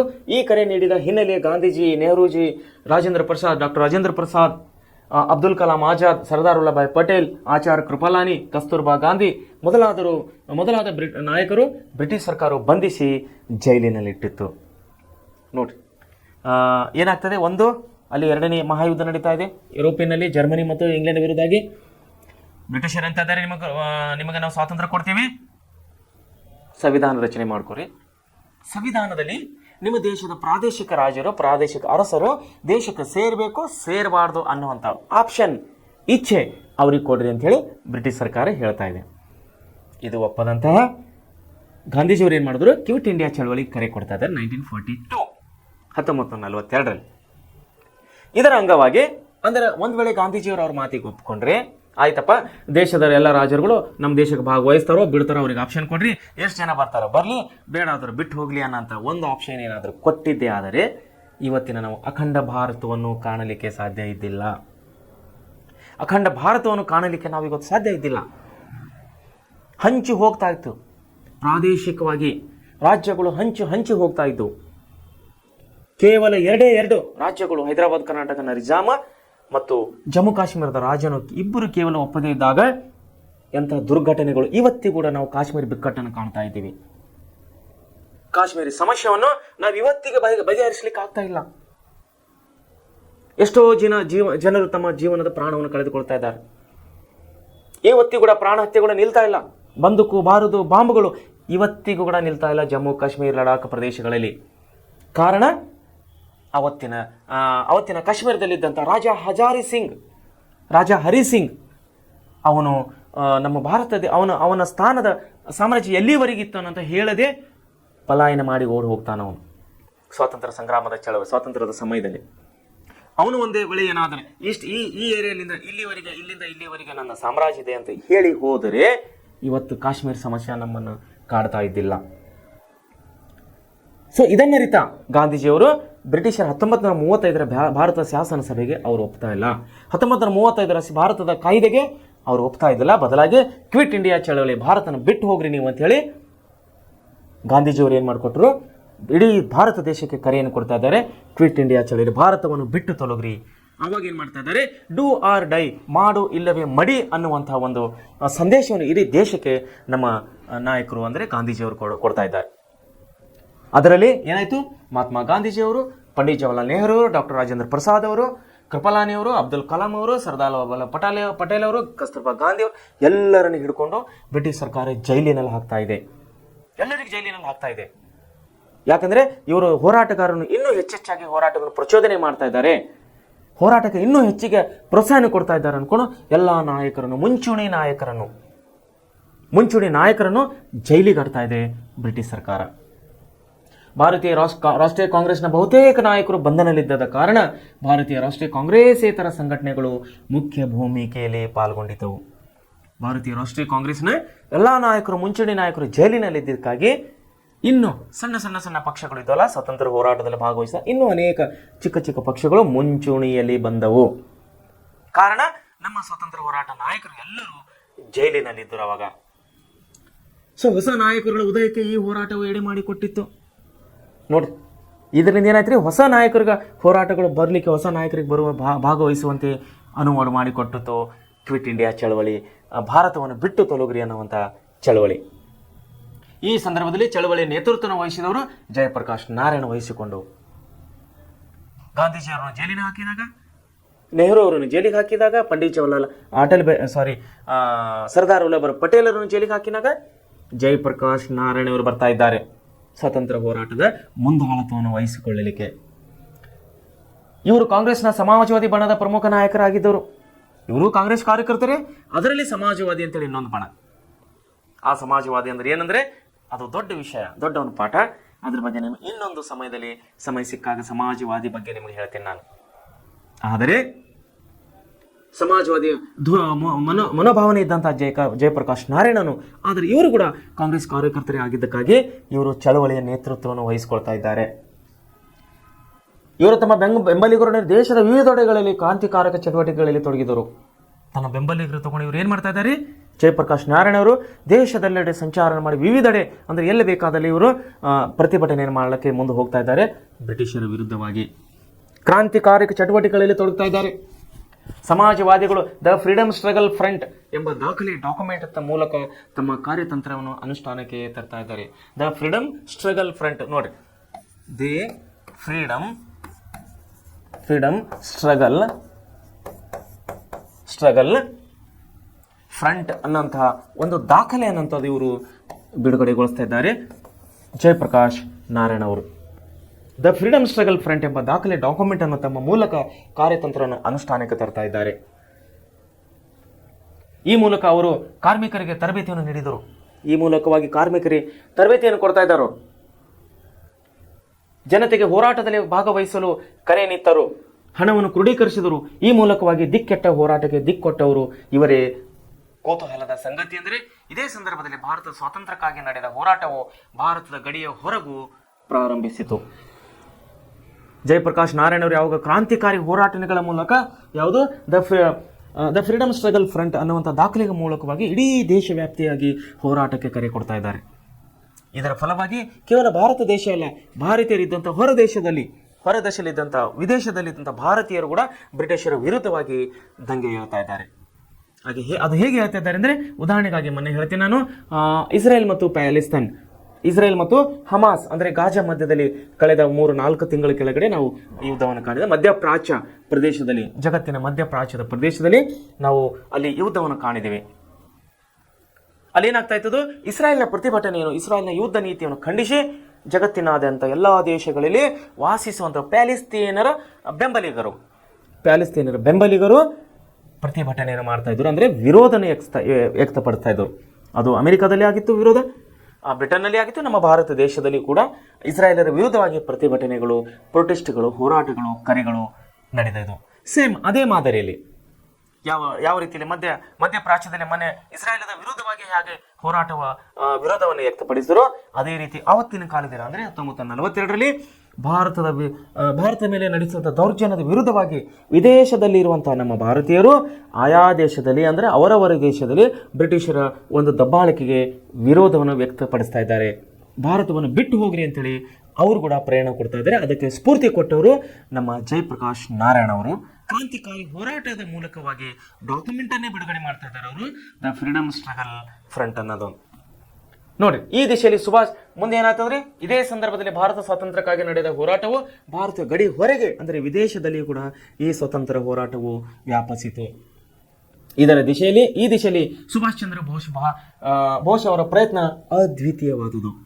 ಇಂಥ ಒಂದು ಸಂದರ್ಭದಲ್ಲಿ ಗಾಂಧೀಜಿಯವರಿಗೆ, ಪಟೇಲ್ ಅವರಿಗೆ, ನೆಹರು ಅವರಿಗೆ ಎಲ್ಲರಿಗೂ ಜೈಲಿನ ಹಾಕಿನಾಗ ಸುಭಾಷ್ ಚಂದ್ರ ಬೋಸ್ ಅವರು ಪಟ್ಟಂಥ ಪ್ರಯತ್ನವು ಇಲ್ಲಿ ಒಂದು ಮಾದರಿಯಾಗಿದೆ ಅಂತ ಹೇಳಿ ನಾವು ಹೇಳಬಹುದು. 1937 ಚುನಾವಣೆಗಳ ನಂತರ ನೋಡಿ, 1937 ಚುನಾವಣೆಗಳ ನಂತರ ಸರ್ಕಾರದ ಪಾಲ್ಗೊಳ್ಳುವಿಕೆಯಲ್ಲಿ ಮುಸ್ಲಿಂ ಲೀಗನ್ನು ಸರ್ಕಾರ ರಚನೆಯಿಂದ ಕೈಬಿಡಲಾಗಿತ್ತು. 37 ಏನಾಯ್ತು, ಸರ್ಕಾರ ರಚನೆಯಲ್ಲಿ ಮುಸ್ಲಿಂ ಲೀಗ್ ಸರ್ಕಾರನ ಅವರನ್ನು ಕೈ ಬಿಟ್ಟಿತ್ತು. ಬೇಡ, ಇದು ಮುಸ್ಲಿಂ ಲೀಗೇ ಬೇಡ ನಮಗಂತೇಳಿ ಅವರನ್ನು ಸೈಡ್ ಮಾಡಿದರು. ಯಾವ ಚುನಾವಣೆಯಲ್ಲಿ? 1937 ಚುನಾವಣೆ ನಂತರ. 1939ರಲ್ಲಿ ಭಾರತ ಸರ್ಕಾರವು ಏಕಮುಖವಾಗಿ ಎರಡನೇ ಮಹಾಯುದ್ಧಕ್ಕೆ ಭಾರತವನ್ನು ಭಾಗಿ ಮಾಡಿದ ಸಂದರ್ಭದಲ್ಲಿ ಮಂತ್ರಿ ಮಂಡಲದಲ್ಲಿದ್ದ ಕಾಂಗ್ರೆಸ್ಸಿಗರೆಲ್ಲರೂ ಹೊರಬಂದಾಗ ಮುಸ್ಲಿಂ ಲೀಗ್ ವಿಮುಕ್ತಿ ದಿವಸವನ್ನು ಆಚರಿಸಿತು.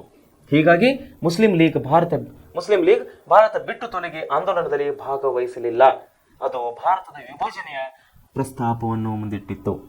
ನೋಡಿ ಏನಾಯ್ತ್ರಿ, 37 ನಂತರ ಏನ್ ಮಾಡಿದ್ರು ನಮ್ಮ ಕಾಂಗ್ರೆಸ್ನ ಹೋರಾಟಗಾರರು ಮುಸ್ಲಿಂ ಲೀಗನ್ನು ಸೈಡಿಗಿಟ್ಟು ಅಖಂಡ ಏಕ ಭಾರತ ಸರ್ಕಾರವನ್ನು, ಆಡಳಿತ ಸರ್ಕಾರವನ್ನು, ಮಂತ್ರಿಮಂಡಲವನ್ನು ರಚನೆ ಮಾಡ್ತಾರೆ. ಇವರು ಭಾರತೀಯ ರಾಷ್ಟ್ರೀಯ ಕಾಂಗ್ರೆಸ್ನ ನಾಯಕರು. ಮುಸ್ಲಿಂ ಲೀಗನ್ನು ಬಿಟ್ಟು 1930ರಲ್ಲಿ ಭಾರತ ಸರ್ಕಾರ ಏಕಮುಖವಾಗಿ ಎರಡನೇ ಮಹಾಯುದ್ಧದಲ್ಲಿ ಭಾರತವನ್ನು ಭಾಗಿ ಮಾಡ್ತಾರೆ. ಎರಡನೇ ಮಹಾಯುದ್ಧದಲ್ಲಿ ಭಾರತ ಭಾಗಿ ಆದಾಗ ಅದನ್ನೇನು ಮಾಡ್ತಾರೆ ಇವರು, ಅದರಿಂದ ಹೊರಗೆ ಬರ್ತದೆ. ಇವರು ಯಾರು, ಮುಸ್ಲಿಂ ಲೀಗನ್ನು ಅದರಿಂದ ಹೊರಗೆ ಬಂದು ಏನು ಮಾಡ್ತಾರೆ ಇವರು, ವಿಮುಕ್ತಿ ದಿವಸ ಅಂತ ಹೇಳಿ ಆಚರಣೆ ಮಾಡ್ತಾರೆ. ಇವರು ಮಾಡಿ ಏನು ಮಾಡ್ತಾ ಇದ್ರು, ಭಾರತ ಬಿಟ್ಟು ಆಂದೋಲನದಲ್ಲಿ ಇವರು ಭಾಗವಹಿಸಲಿಲ್ಲ. ಮುಸ್ಲಿಂ ಲೀಗ್ದವರು ಕ್ವಿಟ್ ಇಂಡಿಯಾ ಚಳವಳಿ ಅಥವಾ ಭಾರತವನ್ನು ಬಿಟ್ಟು ತೊಲಗಿ ಅನ್ನುವಂಥ ಒಂದು ಹೋರಾಟದಲ್ಲಿ ಭಾಗವಹಿಸಲಿಲ್ಲ ಮುಸ್ಲಿಂ ಬಾಂಧವರು, ಮುಸ್ಲಿಂ ಸಹೋದರರು, ಮುಸ್ಲಿಂ ಲೀಗ್ ಪಾರ್ಟಿಯವರು. ಆದರೆ ಇದಕ್ಕಿಂತ ಮುಂಚೆ ಅಂದರೆ 1947 ಮುಂಚೆ ಅನೇಕ ಮುಸ್ಲಿಮರು ಕೂಡ ದೇಶಕ್ಕಾಗಿ ಪ್ರಾಣವನ್ನು ಕೊಟ್ಟಿದ್ದಾರೆ. ಕೇವಲ ಈ ಯುದ್ಧದಲ್ಲಿ, ಈ ಚಳವಳಿಯಲ್ಲಿ ಮಾತ್ರ 1947 ಭಾರತ ಬಿಟ್ಟು ತೊಲಗಿ ಅನ್ನುವಂಥ ಚಳವಳಿಯಲ್ಲಿ ಮಾತ್ರ ಮುಸ್ಲಿಂ ಲೀಗ್ ಪಕ್ಷವು ಭಾಗವಹಿಸಲಿಲ್ಲ, ಮುಸ್ಲಿಂ ಸಹೋದರರು ಕೂಡ ಇದರಲ್ಲಿ ಭಾಗವಹಿಸಲಿಲ್ಲ. ಸೊ ಹೀಗಾಗಿ ಏನಾಗ್ತದೆ, ಇಲ್ಲಿ ಸುಭಾಷ್ ಚಂದ್ರ ಬೋಸ್ ಅವರ ಇಲ್ಲಿ ಎಂಟ್ರಿ ಆಗ್ತಾ ಇದೆ, ಅವರ ಒಂದು ಆಗಮನ ಆಗ್ತಾ ಇದೆ. ಸೊ ಹೀಗಾಗಿ ಏನಾಗ್ತಾ ಇದೆ, ಇಲ್ಲಿ ಭಾರತ ಸ್ವಾತಂತ್ರ್ಯ ಚಳವಳಿಯ ಸಂಗ್ರಾಮವು ಇಲ್ಲಿ ವಿಭಿನ್ನ ರೀತಿಯ ಸಂಗ್ರಾಮವನ್ನು ನಡೀತಾ ಇದೆ. ಸೊ ಯಾವ ರೀತಿ ಕ್ವಿಟ್ ಇಂಡಿಯಾ ಚಳವಳಿ ನಡೀತು ಅಥವಾ ಯಾವ ರೀತಿ ಭಾರತ ಬಿಟ್ಟು ಹೋಗಿ ತೊಲಗಿ ಅನ್ನುವಂಥ ಒಂದು ಚಳವಳಿ ನಡೀತು ಅನ್ನೋದ್ರ ಬಗ್ಗೆ ನಾವು ಒಂದು ಚಿಕ್ಕ ವಿಡಿಯೋವನ್ನು ತೋರಿಸ್ಲಿಕ್ಕೆ ಇಷ್ಟಪಡ್ತಾ ಇದ್ದೇನೆ. ವಿದ್ಯಾರ್ಥಿಗಳು ತಾವೆಲ್ಲರೂ ಶಾಂತ ರೀತಿಯಲ್ಲಿ ಕುಳ್ಕೊಂಡು ಈ ವಿಡಿಯೋವನ್ನು ನೋಡಬೇಕಂತೇಳಿ ನಿಮ್ಮಲ್ಲಿ ವಿನಂತಿ ಪೂರ್ವಕವಾಗಿ ಕೇಳಿಕೊಳ್ಳೋನಾಗಿದ್ದೇನೆ.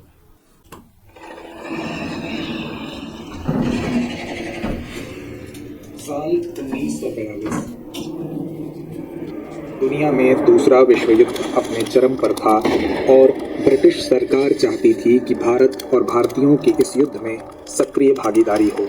इस युद्ध में सहयोग पाने के लिए स्टैफोर्ड क्रिप्स के नेतृत्व में वर्ष 1942 में एक क्रिप्स मिशन भारत भेजा गया.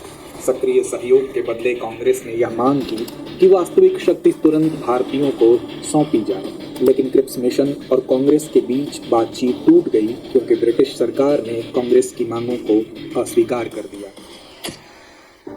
क्रिप्स मिशन की असफलता के बाद भारतीय जनता रुष्ट हो गई और विश्व युद्ध के दौरान वस्तुओं की कमी और कीमतों में भारी वृद्धि ने जनता के असंतोष को और गहरा कर दिया.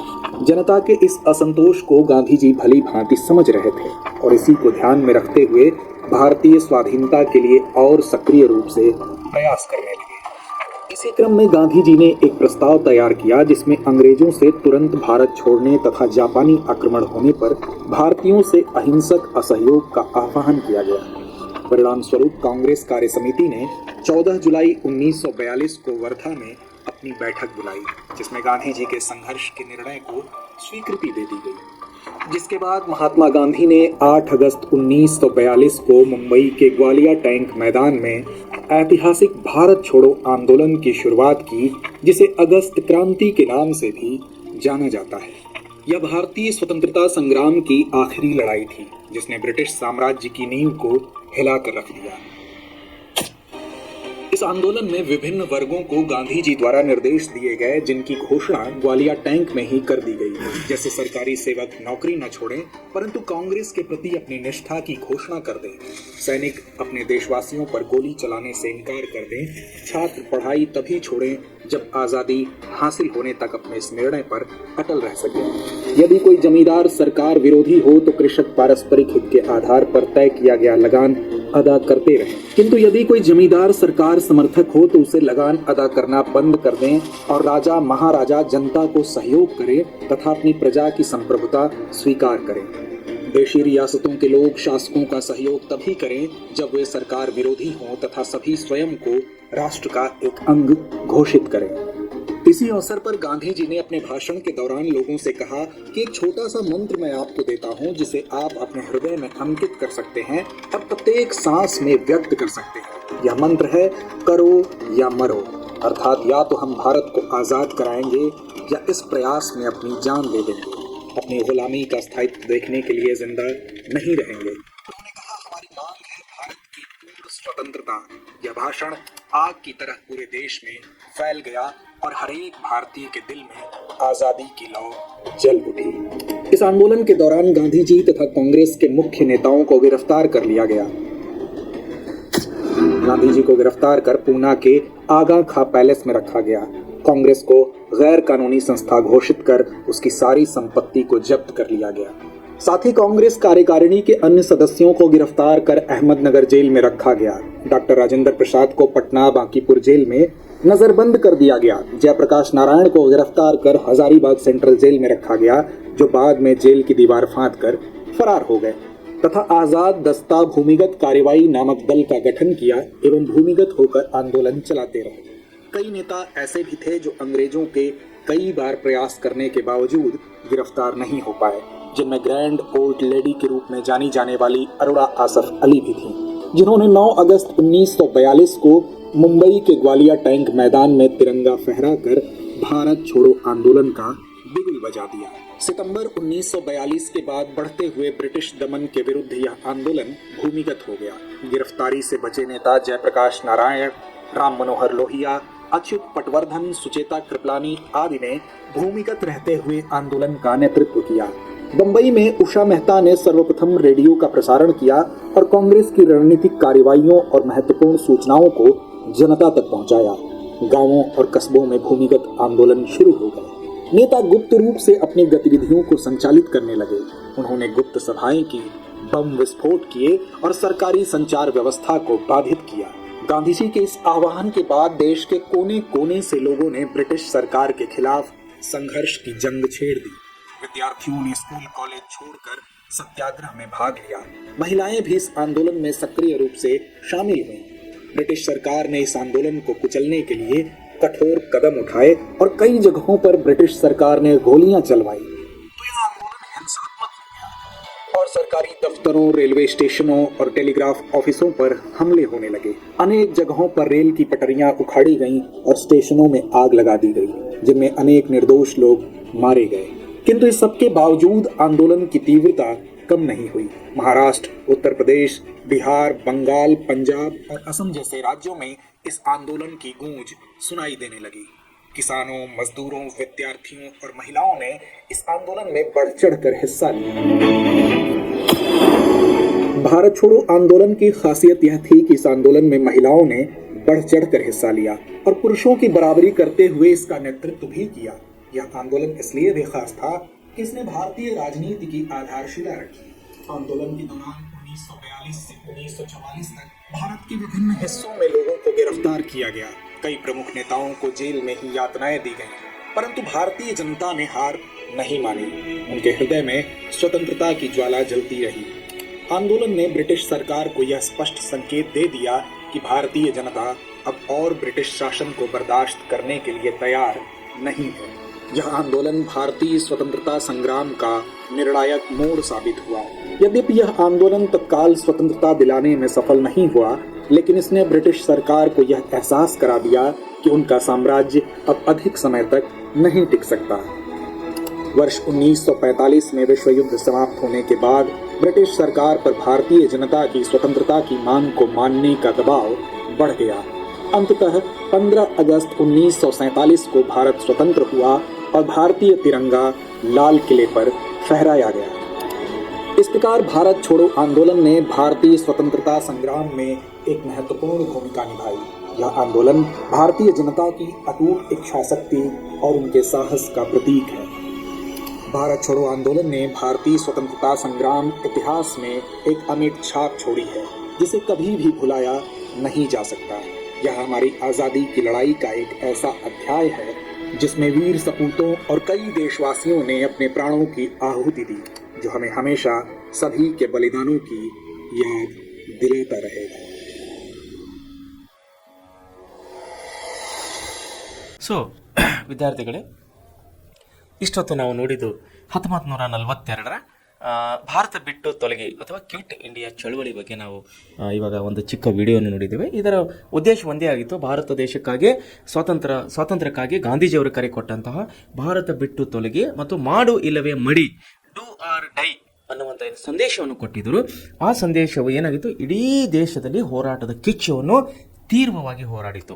ಅದರಲ್ಲಿ ಜಯಪ್ರಕಾಶ್ ನಾರಾಯಣರು, ಸುಭಾಷ್ ಚಂದ್ರ ಬೋಸ್ ಅವರು ಕೂಡ ಭಾಗವಹಿಸಿದಾಗ ಹೋರಾಟದ ದಿಕ್ಕನ್ನೇ ಬದಲಾಯಿಸ್ತದೆ.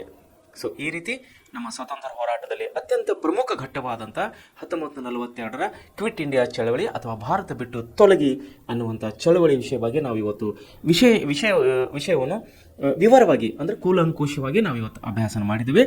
ನಾಳೆ ಇನ್ನೊಂದು ವಿಷಯವಾಗಿ ನಾವು ನಿಮ್ಮ ಮುಂದೆ ಬರುವವರಾಗಿದ್ದೇವೆ. ದಯಮಾಡಿ ಎಲ್ಲ ವಿದ್ಯಾರ್ಥಿಗಳು ತಾವು ಇಲ್ಲಿ ಇವತ್ತು ಹೇಳಿದಂಥ ಎಲ್ಲ ವಿಷಯಗಳನ್ನು ಒಳ್ಳೆ ರೀತಿಯಲ್ಲಿ ಅಭ್ಯಾಸ ಮಾಡಬೇಕು, ಎಲ್ಲ ವಿಷಯಗಳನ್ನು ನೆನಪಿನಲ್ಲಿಟ್ಟಬೇಕು. ಯಾಕಂದರೆ ಈ ವಿಷಯಗಳು ಕೇವಲ ನಿಮ್ಮ ಪರೀಕ್ಷಾ ದೃಷ್ಟಿ ಅಲ್ಲ, ಮುಂದಿನ ನಿಮ್ಮ ಸ್ಪರ್ಧಾತ್ಮಕ ಪರೀಕ್ಷೆಗಳ ವಿಷಯವಾಗಿ ಮುಂದಿನ ನಿಮ್ಮ ಜೀವನಕ್ಕಾಗಿ ಕೂಡ ಇವೆಲ್ಲ ವಿಷಯಗಳು ಅತಿ ಮುಖ್ಯವಾಗಿವೆ ಅಂಥೇಳಿ ಹೇಳ್ತಾ ಇವತ್ತಿನ ಕ್ಲಾಸನ್ನು ಇಲ್ಲೇ ಮುಗಿಸ್ತಾ ಇದ್ದೇನೆ. ನಮಸ್ಕಾರಗಳು.